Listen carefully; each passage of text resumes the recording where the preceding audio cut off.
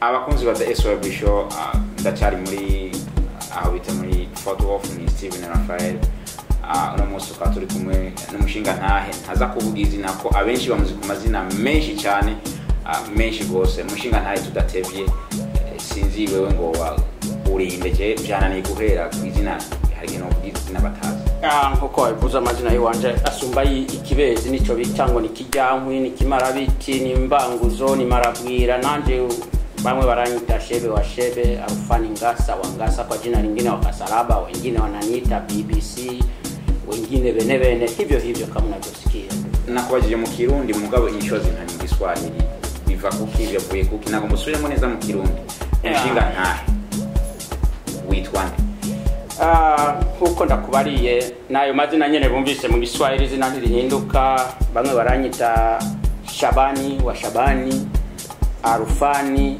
Ngasa wa Ngasa abandi bakanyita ngo BBC gahuza miryango bene huko nyene byumva none vyagenze gute kugira ngo umugabo umwe witwa ayo mazina yose yanditse kuri social security ya nukuvuga yo ntari kuri social security bamwe banyita uko biyumviye bivanye nuko bambona banyita BBC byavana n'inkuru kuko wagomba inkuru mu bijanye n'ibiriko biraba kwisi wese yashikiri wanje ngira ngo ababaye mu ikambi barabizi cyane ayo mazina rero wahawe n'abantu cyo bahaye n'abavyeyi nukuvuga iryo nahawe n'abavyeyi n'iryo bumva Shabani Simiyoni ariko yandi nayo ngenda ndayabatizwa bivanye n'ibikorwa wabona ingabire ngono zigenda ziriyongere umushinga ntahe rero amazina yose angana gutyo abari kuri wewe kandi ntangabire wiba nuko usanzwe umeze jewe maze kubona uko umeze haraho nakubonye twabanye mu myaka mike nakubonye mugendana n'imiryango yacu abavyeyi no kwita ko uri nk'umuhinga cyane ngo gukurikirana nasanzwe mega uzi ibintu byinshi hari ikintu kimwe nashaka umfashe ko cyaranyubatse cyane nkeneye kumenya n'undi muntu yoba akeneye kumenya ko rero umuhinga hari igihe kimwe narahantu mba uravuga kubijyanye na Yesu icyo cyatumye Yesu abaho icyo cyatumye Yesu aza mbe wewe Yesu nk'umuhinga usanzwe uzwi cyane wahawe nayo mazina bivanye n'ukuntu abantu bakubona Yesu nka wewe bene Ngasa wa Ngasa Shebe wa Shebe Yesu umuzi kwiki kubera ikitwa Yesu nukuvuga Yesu bimwe birabacanganya bamwe urabye ngo mu madini abiri abisilamu n'abakristo harageraho usanga bariko baragonganisha imitwe kubijanye na Yesu bakumva abakristo bamwita ngo Yesu n'umwana w'Imana abandi bakavuga ati Yesu ni Imana abisilamu nabo bakabaza ati eka Yesu si Imana ahubwo ni intumwa kuko Imana ntibyara kuko nta mugore ifise ibyo rero nka abatwumviriza canka ariko baradukurikirana no nagomba ndabafashe gatoya ukuvuga ko iryo zina Yesu ryabonetse Yesu aje mwisi igihe umumarayika aza kubwira Maria ko azosama inda azobyara umwana w'umuhungu kandi agomba kuzomwita Yesu nukuvuga ko mijura titwa Yesu iryo zina Yesu yarirongeye mwisi abavuga ko Yesu ari umwana w'Imana nabo baba bihenze abavuga ko Yesu ari intumwa kandi ntibaba bihenze bose bari mukuri bakananirwa guhurira ahantu hamwe aho nyene bisigura ko umuyisilamu yavuze ko bijya yoba avuga kuri Yesu cyangwa kuzavuga kuri Yesu ntibabihenze ntabwo babihenze cyakwija nukuvuga tuvuze ko Yesu ari umwana w'Imana iryo jambo rivuga ngo ni umwana w'Imana ryabonetse ryari iryo jambo rimaze kuvugwa inshuro zitatu kuva Yesu yiswe umwana w'Imana mu ijuru Imana imaze gutegura umugambi wo gukiza abana b'abantu habonetse mu mugwi wa marayika ko bagomba kuboneka mu marayika yitanga kugira ngo aze gucungura bari mu isi barakurikirana marayika bicaye bari kumwe n'Imana bakurikirana ibibazo bizoba kuza kwitanga wari bamaze kubona ibyo ari byo Imana aho nyene gato babikurikirana he Imana no kuvuga yazeho umukanda irashiraho ico bita video gato yego mwijuru ushaka kuvuga ko Imana ishobora gukoresha ama video ikerekana ibiba ku isi abamarayika bose bakabibona ibintu biriko biraba ku isi ubuhinga abo mu isi bariko barakoresha bo kwerekana ibya video byabaye n'ibizoba nukuvuga ko atayo basumbye ubuhinga Imana yari niyo yabutanze ifise ubusumba ngaho yarerekanye ibizoba ibizoba kuyo muntu ibizomukurikira ibyo ari byo. Amarayika bamaze kubikurikirana bose bagira ubwoba baratinya. Bamaze gutinya Imana irabaza ati muri mwebwe ninde notuma wazokiza bari mwisi. Nukuvuga bibiri tubarango mu ijuru habaye agacerere gashika nk'iminota 50 bose batinye. Amarayika bose baravye umwe wese yibaza ati ni jewe mpava ngenwa aho nyene gato. Kubera iki batinya mugihe bari mu ijuru kumwe n'Imana kandi bazi ko Imana ifise ubushobozi batinye iki cyo tunataza kwisi. Barabonye ko ari urupfu, barabonye ko umuntu azopfa, ntibigeze babona icyerekana ko Imana yamukijije kugira ngo ntapfe. Barabona ko uyo muntu azocumitwa azohamba. Barabonye ko umuntu yapfuye atanye inzo yahabaye Imana yamuhebye. None ubwo baramenya ibikorekera ku isi cyangwa bagiye kumenya Imana yari kwirerekana umukanda. Nukuvuga barabonye umukanda. Bamaze kubona umukanda barabona ko ari bizoba ko umuntu aza kwitanga. Nico cyatumye batinya rero cya kwijana. Hanyuma rero Imana imaze kubona ivyo amarayika bose bamaze gutinya barahora. Umwe wese akibaza ko ari we Imana iza guhaguruka igeneti niwe utegereza kugenda. Umwe wese yarafise ubwoba. Imana ihagurutse baze mbega no tumande muri mwebwe bose bararaba. Yesu rero ntiyitwa Yesu, yari umukuru w'ingabo z'abamarayika yitwa Mikaheli. Ubinkundire nambuza guharira navyo ndi mbere yawe uraza kumbaza ibibazo. Mbere nico gituma naje hano kugira ngo ukumvuze ngo nundi muntu azari ko ararorera ashobora kugira gutya. Kubera abantu benshi turazi ko hari marayika uyo mukuru nyene Mikaheli hakaba na Yesu. Tugomba aho hantu kugira ngo nk'umuhinga udufashe. Ni byiza sinari ntangajwe no kubona wewe wogira ngo mu gihe ndi imbere yawe baza bari ko barabirorera nabo bazogeza he mu gihe baza badafisubiza ko naserukiye urakoze. Ni byiza reka tubandanye. Hanyuma rero Yesu arahaguruka aravuga ati data nditanze nuntume. Imana ikirahaguruka n'iteka ryinshi n'umunezero iravuga ati nguyu umwana wanje nkunda kandi akamimba mwese mugirene mumwumvire. Amarayika bose barahaguruka bagwa imbere yiwe baravuga ati nuganze ni wewe ukwiriye kuganza. Aho nyene gato iryo jambo uvuze Imana yavuze yarivuze kabiri cyangwa rimwe. Bwari ubwa mbere icyo rivuzwe ryavuge mu ijuru ariko none ivyo biri muri Bibiliya cyangwa ni kubera umuyimbi? Biri muri Bibiliya nyene. Cyakwijana. Hanyuma ibyo bibaye amarayika bafukama imbere yiwe barubama baravuga ati nuganze ko ni wewe ubereye kuganza. Ico twita ati Yesu n'umukiza rero n'umucunguzi suko yacunguye abana b'abantu gusa n'amarayika urumva ko yabacunguye mu ijuru atrashika no bose baravye yabakuye ku musaraba. Umwe wese umutima wari mu kumuca mu kanwa ko yarazi ko hari ikigiye kumubaho. No kuvuga Yesu yitwa umukiza mu ijuru no mu isi. Tawuda araboneka umukiza kijabo mu ijuru no mu isi. Cyo tumaro ngwariyo Yesu rero wabajeti mbega Yesu yari inde we umuzi gute? Nakubariye ko jewe ko ndamuzi iryo jambo umwami Imana yavuze ati nguyu umwana wanje nkunda kandi akampimbara mwese mugirene mwumvire. Amarayika baravyumva barafukama nanje nca bugufi imbere y'iryo jambo ndazi ko ari umwana w'Imana kuko yemeye gutuma. Cyakinda Abisilamu bavuga ati ni ntumwa. Sinzi ko ankurikiranye neza no tumandi kugira ngo aze gucungura abana bari kwisi.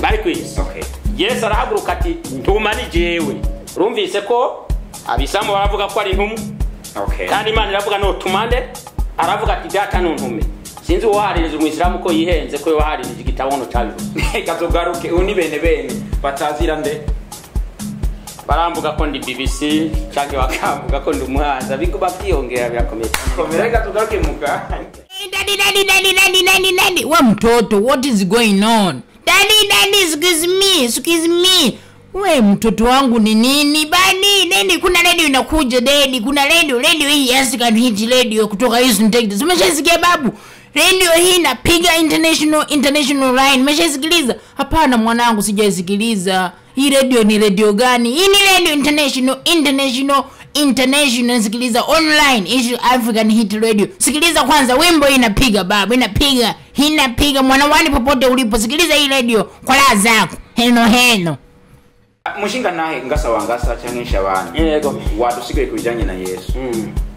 None kurande kwa abantu babiri tuko twatangaza by'amadini. Bande kwa bari bavuga ko Yesu ari ntumwa.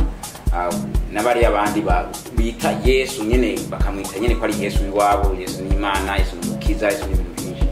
wewe muri abo bantu babiri uhagaze he? Ya nakubariye ko bose aho mpagaze kuri bose nakubwiye mvuze ko ari umwana w'Imana. Okay. Sinshobora guhaririza iryo jambo nanje nivyo nzi uko Imana yavuze ati nguyu umwana wanje nkunda kandi akamimbara mwese mumwumvire. Nico gituma tumwumvira kuko ijambo ryavuye mu kanwa k'Imana ko ari umwana w'Imana. Okay. Ikunda kandi akayihimbara. Okay. Abamarayika bagwa hasi. Okay. Natwe abana abantu tugomba gufukama tukavuga ati nuganze uko ukwiriye kuganza. Okay.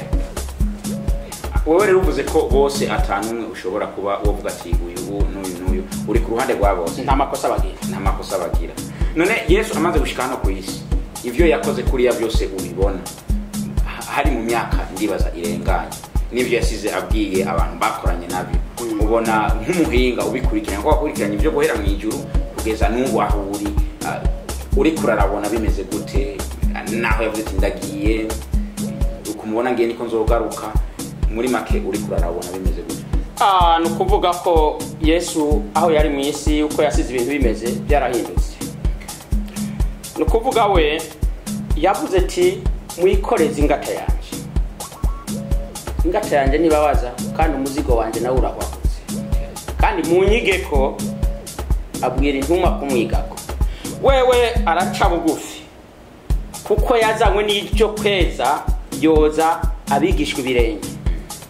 Ariko no munsi aho byahindukiye abakozi b'Imana ntibagomba kubona ko bobo aribo bagomba kwereka aho barongoye ko bagomba kubitwararika bo bagomba ko abarongo aribo bitwararika abakozi b'Imana baboze ibirenge.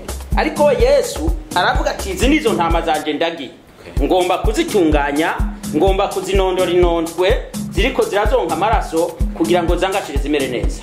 Ariko abakozi b'ubu b'Imana bagomba kwangashira aho kwifuza ko intama arizo zo kwangashira kugira ngo umwungere ashimirwe kubw'intama aragiye.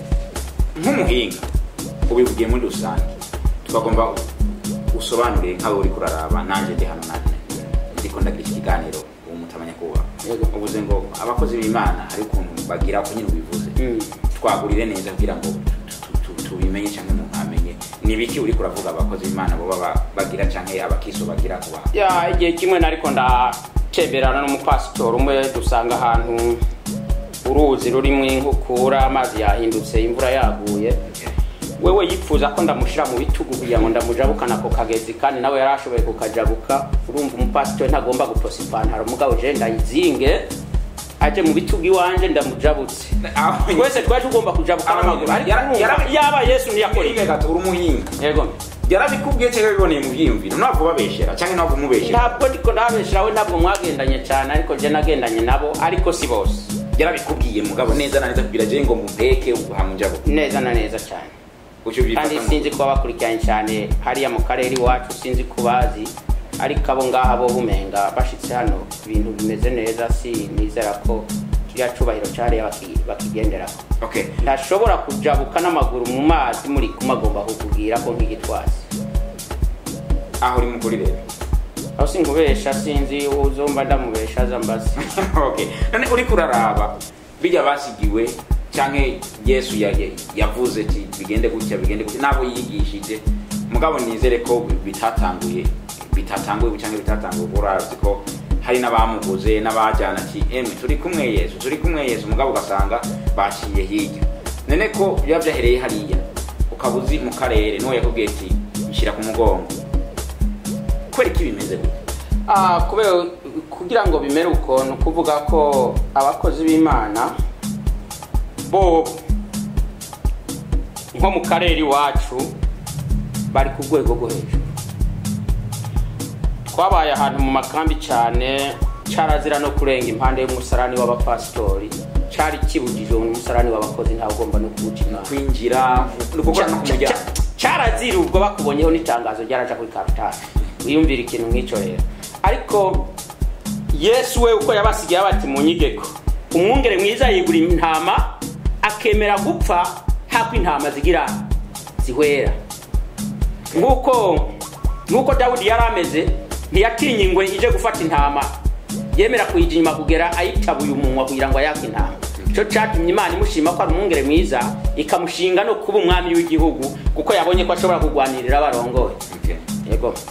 ariko none uri kuraraba ko uko byo bimeze uko kandi bikabonekana ko abakozi abantu bose bakora umurimo w'Imana bibonekana ko bariko barakora bisunga cyangwa baca mu nzira za Yesu ubona none ko byo bananya bibagucya ko hagaze cyane ku bakozi cyangwa ugahagarara ku bikorwa ubona ko mengo ntibigenda neza bivanye nuko bibonekana ko bamwe boba banagomba ati mushire nyine ku mugongo ubona ko ari byiza nk'umwe mu bahinga twadofuze igituma ndiko ndavuga ku bakozi cyane urana twavuye mu bya Yesu kuba intumwa kuba umwana w'Imana ico gituma ngomba igituma nisunga igikorwa cyane kugomba ko umurimo w'Imana ndawukunda singomba kugira gasemba turagomba ko abantu bose bicisha bugufi nkuko Yesu yavuze tugomba kuba mukuru mu bwami bwo mwijuru azoba umwana muto munsi y'abandi bantu umuntu wese cyubahira afise ntarabici wiwe ariko ikijya afise agiterure agiye mwenese nawe kijya ahaye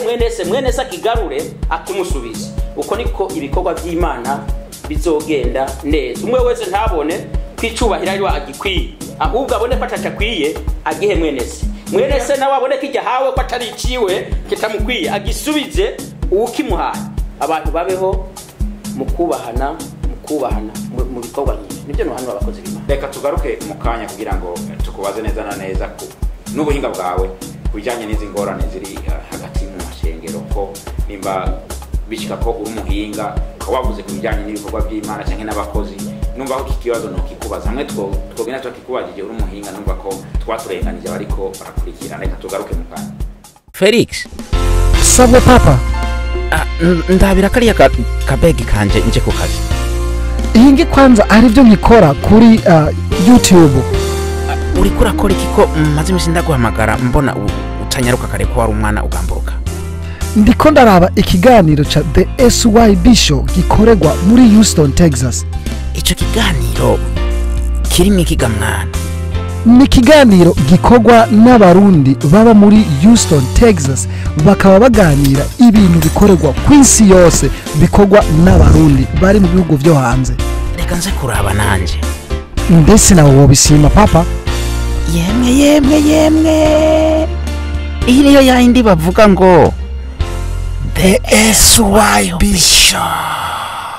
Mushinga ntaye turavuga ku bijyanye n'abakozi ego uharuye hose ahantu hoba haragiye abantu bava muri karere k'iwacu baba abanyarwanda baba abakongo baba abarundi baba Tanzania n'abakenya reka tuvuge ku bandi rw'abarundi ko turabarundi n'abumva ururimi rwacu nk'abanyarwanda n'abandi kubera iki hari ibibazo cyane by'ikabana ry'amasengero ku isi hose hagiye abo bantu nukuvuga ko abantu baracanganyijwe nk'uko abigishwa ba Yesu n'aba Yohana byabagendeye bwa mbere baracanganyijwe bamwe bayoboye ibyo bariko barakora ibyo ari byo abandi baratahura ibyo bariko barakora ibyo ari byo mugo babishiramo ubundi buhinga kugira ngo baronke ico bafashe umwe akabona namba umukongomani abonye abakongomani biwabo namba ruvuga ikibembe agacagomba gushinga ijya bavuga ikibembe kugira ngo nabaze kuba pastori wabo bantu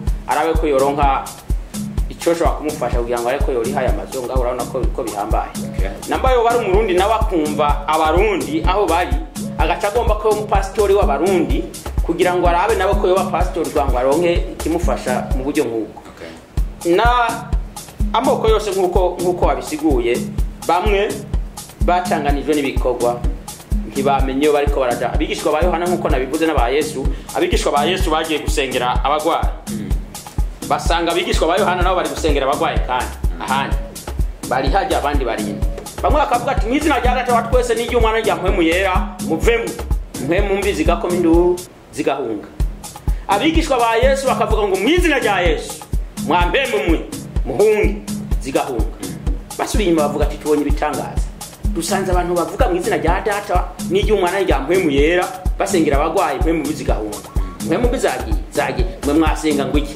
twavuga mu izina rya Yesu ntimutangaye mwese rijya zina ryatuma impwemu bizihunga mwarikoresheje abavuze mu izina rya Data n'iryo umwana mwese mwari ikintu kimwe ni ukuvuga igikoko mwariko mwese impembu bizahunze kubw'iryo zina mwumvise cy'umwana izina mwavuze rya Yesu n'iry'umwana zose hakimi mpemu biziho. Aho twari ku kibazo cy'abakozi ushatse kuvuga ikiga. Aha ngombye kuvuga abantu base ngaha birabacanganye. Bamwe babona ba ntibifuze gukorana, ugasanga hano hari ishengero ry'abanyamurenge, aho ugasanga aho iry'abavuga ururimi rw'ikibembe, aho ugasanga hari iry'abarundi bo bavuye mu misozi n'abavuye mu kiyaya, ntibamenye yuko bose bari mu nzira yo kuja mu ijuru. Sinzi ko hari abazoja mu ijuru bateguye giwabo babaje n'imbazo, bo abiteguye ry'abavo n'iry'abaruguru, sinzi ko hari iry'ababembe, muga ico nizera cyo amba bizigiye kuja mu ijuru ntajyo bazobona. Ariko abizigiye kuja mu ijuru nuko bemera ko ari abana b'Imana. Kandi ikindi kintangaje zaidi bageze hano uzabumva ariko baravuga ubutumwa ngo Imana yadutumye ngo tuze guhindura amahanga. Ubwabo nabo ntibarahinduka. Baracavise imisozi, baracahagaze ku moko, none tuzoza guhindura abande mu gihe natwe tutarahinduka. Ariko none abo bose wavuze muri rusange twamye tuvuga abakozi. Reka mbaze ikibazo mu bantu bose mperuka muri SYUB gakora narabajije abantu abo navuganye nabo bose bahagaze ku kijanye n'amasengero n'ingorane. Reka n'ikibazo nawe ndakikubaza, none izi ngorane kuraraba ahanini ziri kuba Kristo cyangwa ziri kuba bakozi b'Imana? Kuba Kristo nta kibazo bafise mu ishengero, ko mu bisanzwe n'amasadaka yatozwa nta numwe azoza kubaza mu mbega amasadaka aja hehe. Ariko mu bakozi b'Imana harimo bamwe iyo hari kwatozwa amasadaka yumvira ati aya masadaka atojwe akwiye kuba iwanje. Hari abapastori bamwe mbere iyo banayatoje agenda kubikwa no mu mihiri wabo kuko bacabona ko ari iwabo. Abandi kumva ubutumwa bavuga ngo nubwo gufasha abakozi b'Imana, gufasha bungere. Ese nibagaburira bungere intama zikananukira mu ruhongore hoho bizogenda gute? None ejo bungere bazoragira iki mu gihe intama zahoye? Dufate ko umuntu amagakora umukozi kandi umukozi. None umukozi ufite umukozi w'Imana nuko akorera Imana ko yitwa umukozi abandi batitwa bakitwa. Nukuvuga kimwe kirabagora. Hari habitwa ngo nabakozi, bamwe bakavuga ngo nabakozi ngo ibi ni bya mukozi, abandi ngo ni bya mwongere. Birabagora cyane. Mu rusengero ntihakora umuntu umwe, hakora abantu benshi. Hari habakwaya master, hariho bamenye kiti b'amakorale barongoye imigwi, ariyo matara y'ishengero. Ishengero ritagira korale riba rimeze nk'inzi itagira ubumeme. Ariko ugasanga umukozi yitwa wa mugabo umwe avuga bwana sifa agaca yicara hajya ngo ibintu biragenze neza nta kibazo. Ugasanga hari abantu baratobotse amabavu birirwa kuri imibikonkwanyi kugira ngo korale zitere imbere zigende neza. Abo ntibitwa ba mukozi namba, ntabwo bitwa bungere kandi barongoye abantu. Sinzi rero abo bantu ko biyumvira ku bantu kwikunda ni kimwe nakubarira abantu kwishira hejuru ngo babone ko jewe ndi umupastor umengano kubaha kwa ya master, kuko hamwe umupastor yovuga ubutumwa ikorale ntihaguruke ndibaza ko atamukiri abakristo boza barasohoka umwe agasanga ari karabwibwira rumwe. Ariko abantu barafise ikintu cyitwa umunyu arizo ndirimbo. Mu gihe hariho korale ririmba neza uzoshanga n'ishengero rikorera girana, rikorera panuka, iriyongera kuko hari ikintu cyo bita kivutiyo. Icambo wambitse icambo kwigera urazi kwisamaki igikurikirana cyane uko yari cyo yabonye. Ari kuri koroye ryonyene iramenya ko ico kintu atakigenda ntabwo yogenda igitoya. Rero korale yitwa nk'umunyu mu rusengero, ahandi yitwa nk'itara rimurika. Kugira ngo pastor avuga ubutumwa nuko korale nazo ziba ziriko ziramukwegera abantu kugira ngo zibazubaze bicare bamere neza batekereze batega amatwi n'ibyaza kuvuga. Biboneka nere ko abantu bose baba mu rusengero bashobora kwitwa abakozi, ko waruye nkaha hari abantu usanga baje gutora abantu mu mihira bakabajyana hariya mugabo ntibahanurwa ntibaragwa ko abakozi kandi baza kwegeranya abantu. Ico ni gitangaza rero uri ku murimo w'Imana wese yitwa umukozi w'Imana. Abakunzi ba SYUB uni Shabani bene umuhanza ari muri bahita gute hano hitwa muri Fort Worth. Reka tugaruke ari akazi na twahataziye hitwa Irusohoko. Kubera tumwizi Rusohoko kandi Rusohoko ari mu bahatwu igigoma. Mu bisanzwe ico twahite mu Rusohoko nukubera tubona hari ikibuga c'indege kinini abinjira n'abasohoka bose barenga nka hatatu yitiruso. Reka tugaruke mu ganyo n'umuhanzo. Daddy, wa mtoto, what is going on? Daddy, excuse me. We mtoto wangu ni nini? Daddy, kuna radio inakuja daddy, kuna radio hii S02E09 kutoka Houston Texas. Umeshasikia babu? Radio hii inapiga international line. Umeshasikiliza? Hapana mwanangu, sijasikiliza. hii radio ni radio gani? Hii ni radio international, sikiliza online issue African hit radio. Sikiliza kwanza wimbo inapiga baba, inapiga mwanawani popote ulipo, sikiliza hii radio kwa raha zako. Heno kuri ibi bintu iyo twahereye ukuntu Yesu yamanutse ku isi, ukuntu Yesu yatumye aboneka n'amazina yiwe, twatubuza ingorane zihari aduce mu ncamake tuzivuze zose, ndibaza ko zofata nk'iminsi 5 ko turazi ko muhinga mu bushakashatsi cyangwa mu bintu byose bijanye n'imico ari hose n'ubuzima bwa buri munsi.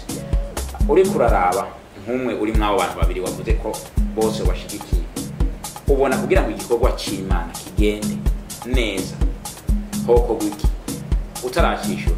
Abantu benshi baravunitse, abantu benshi nkanje no kubesha ko usanga rimwe na rimwe byo nangora kujya gusenga bivanye nuko noba narakanzwe cyangwa narakangutse bivanye n'ivyo bari abaturi imbere bavuganye bemeranije, muga mu nyuma bikabonekana ko haje gusamburana n'ibibazo byinshi.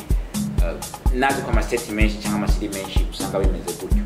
Ibi bintu nk'umuhinga mushakashatsi ubona hoko guki kugira ngo ibintu bibandanye cyangwa bije kuri uya murimo abantu bavuga ko twatumwe n'Imana tujye gukora hano? Urakoze cyane kumbaza ico kibazo, muga ico no tangurira ko no kuremesha ntucike inkokora. Nukuvuga bamwe bazotubera ibiraro, tuzobaca ko tubandanye dushike mu ijuru basigare. Okay. Niba bandanya abakozi Imana ni batubwira ubutumwa bafise ibindi babitse tukakira bujya butumwa batubari, bazotubera ibiraro tubaceko dushikiyo tuje, mugabo bazosigara haje. Abandi bazotubera nka haje usanga handitse ngo 40 wofu ngwiri ku birometero 5 ni wamara ibirometero 5 zobugeze muri nakarorero uva iwacu muri Houston zino kikubwira ngo katoje 45 no. Yes, uko niko bazohinduka nabo bazotubera ibitwereka iyo dukata tuja twibandaniriza basigare hajya nyene bameze nka pancarte. Okay. Ya ngo barabe nasaba ubarabe ino okunuze ubabwire ti. Ya ndagwanda babwire ndabisubiremwo babandanye uko nyene batubwira ubutumwa bafise ivyo bagamije babibike mu mitima bashire mu bwigobeko, bazotubera pancarte twereka iyo tuja mugabo basigare mu mayira abiri tuzoshikayo basigare inyuma.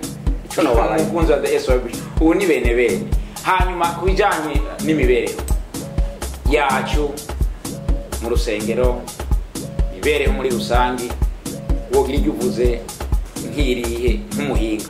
Nukuvuga ko tukiri kw'iryo nyene nagomba mvuga uko tudahinduye abakozi b'Imana batikebutse ngo barondere iyindi systeme nshasha bakoreramo imeze gute, kwiyumvira ko hano twaje ntabwo hameze nko mu Burundi. Mu Burundi ugiye ngo ubaka ishengero ku musozi ukavuza ingoma urarindira hagazohera umwaka habonetse na 5. Ariko uko twaje hano n'abana twazananye tuzoguma turabo nyene twaguma mwiye.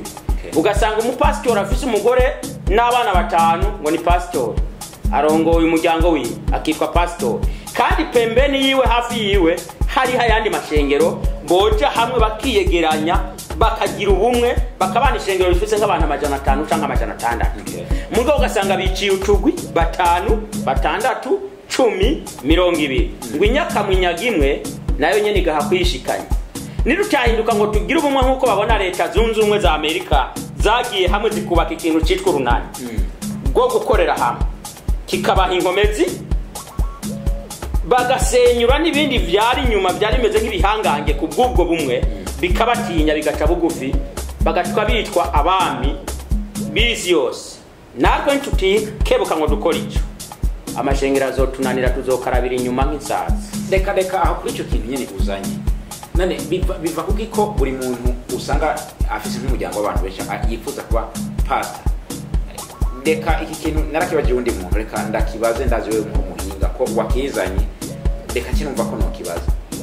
Hari ibintu byo kurambika ko amaboko gusengerwa guhezagirwa ubumukozi na bari abaja kwishura bakigira bikiga Bibiliya bakaca baba bakozi. None ivyo bituma nuko bamwe baba bakozi ari ugusengera hakaba arandi bigiye bigatuma haba kugongana imitwe kuri ivyo bintu. Kuri iki kintu wotubwira gute cyangwa gutufasha gute migeze kwa tutararangiza? Kuri iki bamwe bavuga ngo je narasengewe umuntu nyene agasengerwa n'abandi aba bamusenga basanga bo barafashe cause baragiye kwiga Bibiliya mugabo wewe ugasanga ni nkanje kubera baba bagomba kugwira abantu bagwire bakaca bwa Steven reka tumushire kubiganza ya nukuvuga ibyo bintu bibiri bitandukanye kuva ubwa mbere na mbere kuva kera hariho ico bita ishure ry'abavugishwa n'Imana niryo twita ishure ya Bibiliya uno munsi iryo shure ry'abavugishwa baza kwiga ivy'ubuvugishwa ubwo buvugishwa mvuga niki ni ibinyene byo kuvuga ubutumwa